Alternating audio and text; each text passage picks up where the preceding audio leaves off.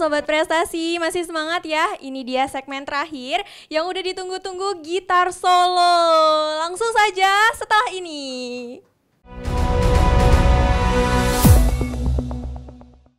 Kembali lagi bersama saya, Dinda Widya. Kali ini kita bincang kreatif Evaluasi 2 2020 mengenai lomba gitar solo dengan narasumber yang keren luar biasa. Ada Bapak Jubing Kristianto. Halo Bapak, selamat sore. Selamat sore. Sehat Dinda. ya Bapak ya? Sehat, alhamdulillah. Sehat, ya. Alhamdulillah. Iya Bapak, beliau merupakan gitaris dan sudah menciptakan beberapa album. Salah satunya ada Beca Fantasi ya Pak ya? Iya betul. Iya, dan sudah menjadi juri gitar solo sejak tahun 2016. Pertama kali gitar solo, wah luar biasa. Iya Bapak, siap untuk langsung masuk materi aja ya Pak ya? Iya, langsung saja. Iya, untuk Bapak saya persilakan. Terima kasih Dinda. Baiklah teman-teman semua, senang bisa ketemu lagi kita meskipun dalam suasana yang sangat berbeda. Langsung saja ya, saya akan membahas tentang lomba gitar solo dan mungkin yang perlu saya sampaikan pertama adalah soal bahwa kita kali ini tidak akan main langsung di depan juri, jadi kita hanya akan main lewat video yang direkam di rumah teman masing-masing ya, atau di lingkungan rumah masing-masing. Nah, artinya apa? Artinya di sini ada unsur kejujuran ya. Kejujuran itu maksud saya begini. Ada pernah kejadian cerita misalnya di YouTube, ada satu orang memainkan gitar tapi dia memakai audio bukan audio dari dia. Dia suaranya atau permainan gitarnya dia ambil dari audio orang lain, lalu dia cuma pura-pura sedang main, memang persis jarinya tapi yang terdengar adalah bukan permainan dari dia. Nah itu kan satu bentuk ketidakjujuran. Tentunya yang diharapkan nanti waktu teman-teman mengirim video, itu adalah video yang murni permainan dari teman-teman sendiri.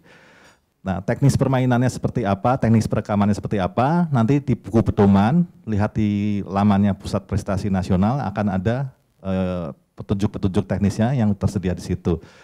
Yang perlu saya tekankan adalah pada saat merekam video itu, jangan diedit suaranya, ditambah-tambahin efek reverb atau efek echo. Jadi biarkan suara gitar natural, apa adanya. Dan kemudian juga gambar kalau bisa, ya harus bisa sih ya, menunjukkan jari-jari kita ya, jari kiri dan jari kanan. Karena nanti untuk juri-juri yang di provinsi yang untuk menilai mereka perlu melihat ya jari-jarinya itu sesuai enggak dengan bunyinya misalnya gitu ya. Dan juga secara keseluruhan penampilan sebagai seorang penampil di atas panggung meskipun panggungnya panggung virtual, itu kita juga perlu melihat ekspresi wajah juga. Jadi dari kepala, minimum dari kepala sampai seluruh bodi gitar dan kedua tangan kita harus kelihatan ya. Mungkin kalau nggak usah sampai ke bawah sama sekali juga nggak apa-apa. Karena kalau di persyaratan di buku pedoman itu kita harus duduk posisinya. Ya, jadi semua harus duduk, nggak ada yang main sambil berdiri. Lebih detailnya nanti tolong dibaca di buku pedomannya, sudah ada semua komplit. Itu yang pertama. Lalu yang kedua yang mau saya sampaikan di luar itu adalah soal senar gitar dan tala gitar, tala atau stem gitar ya. Jadi teman-teman harap perhatikan, ini hal yang sangat penting. Ketika kita memainkan gitar, suara yang dihasilkan oleh gitar itu muncul dari suara senar. Nah senar ini kalau kita stemnya tidak pas ya, ada fales, sumbang atau ya nggak pas lah ya, itu akan membuat bunyi musik yang dihasilkan juga akan sumbang atau fals, sehingga kita nggak meskipun mainnya lancar atau bagus, tetap musiknya nggak sulit agak dinikmati karena ya nggak nyaman di telinga ya, karena antara not satu dengan not lain itu ada perbedaan selisih yang membuat telinga itu merasa nggak nyaman gitu waktu mendengarnya. Dan ini bisa muncul karena satu, senarnya tidak di stem dengan benar, yang kedua adalah senarnya mungkin terlalu tua, terlalu lama. Nah, saya sarankan untuk nanti sebelum merekam, senar harus diganti. Tapi jangan hari itu juga diganti terus langsung direkam, karena itu nanti akan nggak stabil senarnya. Ya, kita baru main dia udah mulur lagi ya. Jadi itu paling nggak minimum 3 hari atau idealnya seminggu sebelumnya lah. Seminggu sebelumnya tuh udah kita ganti senar baru, lalu kita mainkan terus tiap hari. Jadi pada saat hari H kita ngerekam, itu kita sudah memperoleh senar yang sudah stabil tegangannya dan kualitas suaranya masih bagus. Itu soal senar, ya, tuning dan kondisi senar. Lalu hal yang ketiga yang perlu diperhatikan juga adalah bahwa lomba gitar solo ini yang dinilai yang terutama adalah musiknya. Kenapa? Karena ini adalah seni musik ya. Memang ada unsur pertunjukannya. Namun dalam seni bermain musik, unsur terbesar yang akan dinikmati orang atau audiens kita atau penonton ataupun pendengar itu adalah suaranya. Ya, jadi untuk unsur suara itu yang paling memegang peranan penting. Jadi teman-teman mungkin yang perlu saya tekankan adalah tidak usah misalnya, wah kita harus tampil biar kelihatan jago, kita main akrobat gitu ya, wah jarinya dipelintir, muntir sana, gitu, gitarnya ditaruh di atas kepala gitu atau gimana, main pakai gigi itu misalnya, nggak usah ya, karena itu kalau kita rekam misalnya kalau saya bikin album nih ya, misalnya saya cerita pengalaman dikit, saya bikin album, orang dengerin album saya, itu mereka nggak akan lihat kan, mereka hanya dengar suaranya saja. Jadi yang dinikmati oleh orang waktu mendengar permainan kita itu adalah musiknya, ya, yang terutama. Namun karena kita ada di atas panggung, tentu penampilan pun juga akan terlihat dan itu juga penting. Jadi kita usahakan juga jangan nanti tampil dengan tampang yang kucel, ya, wajah bersungut-sungut, ya, atau cemberut gitu. Harus sesuai dengan misalnya lagunya senang, ya kita ikut goyang senang. Jadi ekspresi dari musik itu bisa terbantu oleh ekspresi dari tubuh kita maupun dari ekspresi wajah kita. Nah itu yang perlu diperhatikan. Jangan terlalu bertumpu pada harus memperlihatkan kejagoan. Kejagoan itu nggak harus atau keterampilan itu tidak harus terlihat dari main yang sangat cepat atau jari yang melintir kemana-mana ya, atau tangan melintir kemana-mana. Tapi dari musik yang kalian mainkan pun juri pasti sudah bisa tahu bahwa ini musik yang pas atau asik untuk dinikmati atau layak untuk menjadi satu musik yang memang harus kita dengarkan dan kita nikmati bersama.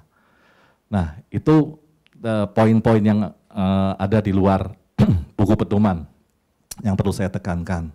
Satu lagi yang keempat adalah ini teman-teman harus sadar bahwa ini adalah lomba. Lomba itu artinya harus ada yang menang dan ada juga yang nggak menang. Nah ini yang penting ya. Jadi yang menang harus tetap bukan berarti terus oh saya yang paling jago nih sekarang. Perasaan seperti itu atau pernyataan seperti itu tidak akan membuat kita jadi lebih hebat lagi. Malah justru itu akan merendahkan kita. Namun kalau kita sadar bahwa kita menang itu hanya karena memang kita sudah berusaha dan kebetulan jurinya juga senang atau seleranya cocok dengan permainan kita atau setuju dengan permainan kita, mungkin kita bisa menang, ya, bisa mendapat nomor misalnya atau mewakili provinsi. Tapi buat yang nggak berhasil pun, jangan lantas kecewa, wah saya ini orang yang gagal, wah saya nggak berbakat, wah saya kapok main gitar, oh saya nggak mau megang gitar lagi, jangan. Karena momen yang terjadi ini, meskipun kita nggak terpilih atau apa, itu bukanlah akhir dari zaman, wow, bukanlah akhir dari dunia. Ya, jadi dunia akan tetap berlangsung, kalian masih tetap bisa main gitar, kalian tetap masih bisa bergembira dengan main gitar, dan masih ada banyak sekali kesempatan di depan mata, di depan kehidupan kita, untuk bisa mewujudkan kita tampil bermain gitar dan menyenangkan, menghibur banyak orang nantinya. Ini hanya salah satu tahapan saja ya lomba-lomba seperti ini. Kalian akan pasti bertemu banyak sekali lomba-lomba, baik yang resmi maupun yang tidak resmi dalam kehidupan nanti. Saya rasa itu sih yang penting poin-poinnya. Mungkin kalau yang soal ketentuan teknis lomba, semua materi penilaian semua ada di buku pedoman. Jika nanti ada yang kurang jelas, bisa tanya ya, sekarang kita tanya jawab saja. Tapi tolong udah dibaca dulu kalau bisa sebelum tanya jawab. Jangan nanya yang sebenarnya udah ada di buku pedoman, maksud saya gitu ya. Gitu. Baik, mungkin langsung saja ke Q&A ya Kak ya. Ya. Assalamualaikum, mau bertanya, bolehkah kalau menggunakan gitar akustik nih Pak? Oke. Berarti belum baca buku pedoman. Ya di buku pedoman udah jelaskan boleh pakai gitar nilon ya, gitar klasik senar nilon atau gitar folk steel atau gitar yang pakai senar kawat ya, atau sering bilang gitar akustik. Sebenarnya semua gitar itu gitar akustik karena semua harus pakai gitar akustik kita di sini. Nggak boleh pakai gitar elektrik. Ya, gitar klasik itu juga gitar akustik, gitar folk yang senar kawat itu juga gitar akustik. Dua-duanya boleh. Oke, lanjut. Iya, selanjutnya ada pertanyaan nih dari SMA Yogyakarta. Cek, cek. Apakah boleh? Oke, tunggu sebentar mic-nya. Iya, langsung aja Pak. Ini apakah boleh melakukan rekaman di studio musik? Dan apakah saat bermain harus memakai masker? Oke. Kalau kita bermain nggak harus pakai masker selama sekitar kita tidak ada orang. Karena masker itu kan gunanya untuk mencegah kita menularkan droplet ataupun orang lain menularkan droplet. Jadi kalau selama jarak waktu kita main kan kita gitar solo ini ya, jadi sendirian ya. Jadi kalau misalnya kita main gitar solo, saya rasa nggak mungkin ada orang nempel-nempel deket kita gitu sebelahnya kan. Ya nggak usah pakai masker. Saya rasa semuanya jangan pakai masker karena kami juga ingin melihat ekspresi wajah dari teman-teman saat memainkan musiknya. Terus rekaman studio ya. Rekaman studio saya rasa begini. Studio oke saja, ini kan masalah lokasi ya, tapi kan berarti kan harus pergi. Ya, sementara kita kan ininya di rumah saja. Dan kecuali studionya di rumah ya, kecuali di rumahnya ada studio sendiri nggak masalah ya. Tapi kalau misalnya harus pergi, saya sarankan jangan, karena ini kan menuruti anjuran dari pemerintah bahwa kita harus sedapat mungkin semuanya dilakukan dari rumah. Di buku pedoman juga udah dijelaskan itu. Kalaupun misalnya studionya di rumah, ya nggak masalah. Tapi yang penting suara gitarnya harus suara asli ya. Tidak boleh ada pakai gitar listrik dicolok atau nanti diolah, dikasih reverb, dikasih echo. Harus suara murni yang keluar dari suara gitarnya langsung masuk ke alat perekam kameranya, HP-nya ataupun kameranya gitu. Iya, ada pertanyaan lagi selanjutnya? Ada sih, gimana caranya supaya percaya diri dan confident ketika bermain gitar? Ini maksudnya percaya diri dan confident saat melakukan perekaman itu ya. Saat melakukan perekaman itu tentu kita harus berlatih dulu, ya. Jadi nggak ada kata lain sih, memang kita harus latihan, ya. Latihannya latihan apa? Ya latihan materi yang akan mau dimainkan atau mau direkam. Nah, di buku pedoman sudah ada nanti ya materinya apa yang harus dimainkan. Nah itu yang harus kita latih setiap hari kalau perlu ya. Tentu jangan sampai forsir terlalu over juga, karena kalau kita latihan terlalu over bisa menyakiti tangan, pergelangan tangan, jari-jari ya. Kita latihan sampai kita merasa itu sudah cukup capek, berhenti, istirahat dulu ya. Nanti baru lanjutkan latihan lagi. Kalau kita latihannya udah mantap ya saya sih percaya biasanya waktu kita tampil di depan kamera udah nggak ragu-ragu lagi. Udah nggak mikir ibaratnya itu. Main udah mengalir begitu saja di bawah sadar, udah jalan sambil tidur pun ibaratnya ekstrimnya gitu. Tangan udah jalan sendiri, itu karena latihan yang terus menerus. Pasti percaya diri.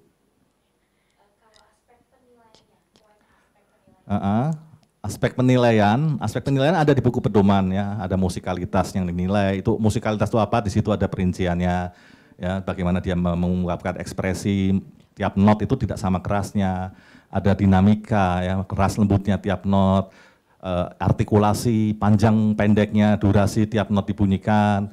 Terus ada juga phrasing, bagaimana dia mengatur kelihatan supaya kalimat-kalimatnya, melodinya harus terdengar lebih jelas.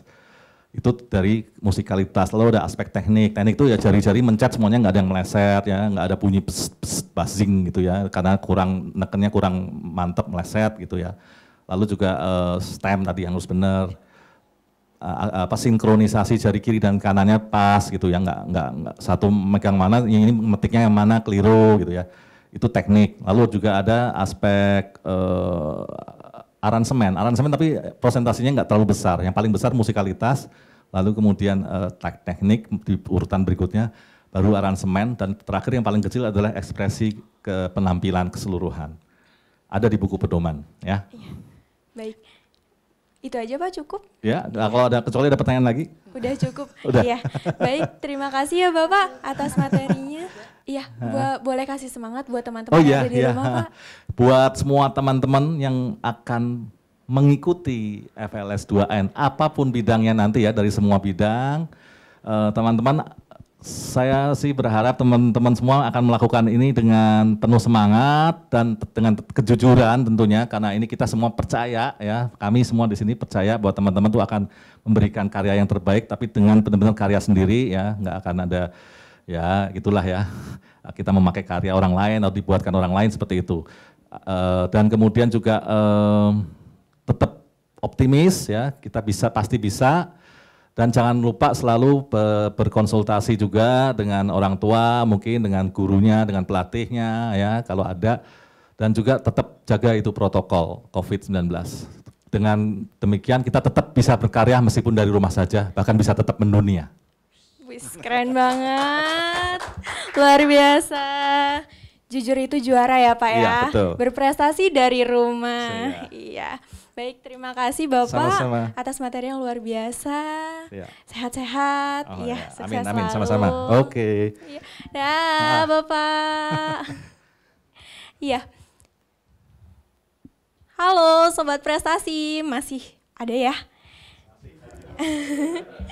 Ayo, di sini kita kedatangan Bapak Sugeng Riyadi selaku Koordinator Bidang Pendidikan Menengah. Wah, luar biasa. Selamat sore dan selamat datang Bapak di Hotel Aviary Bintaro, Tangerang Selatan. Iya, selamat sore adik-adik semua, Iya. seluruh Indonesia ya. Iya, gimana Pak? Mudah-mudahan sehat semua nih. Iya, amin. Bapak gimana, sehat Pak? Alhamdulillah. Bapak boleh mungkin kasih pesan-pesan semangat untuk teman-teman Sobat Prestasi yang ada di rumah di seluruh Indonesia. Iya. Terima kasih. Assalamualaikum warahmatullahi wabarakatuh. Waalaikumsalam. Selamat sore dan salam sejahtera untuk kita semua. Yang terhormat Bapak Ibu tim juri semua nih yang tadi sudah memberikan penjelasan secara rinci ya, dan adik-adik semua yang ada di Zoom di webinar kita.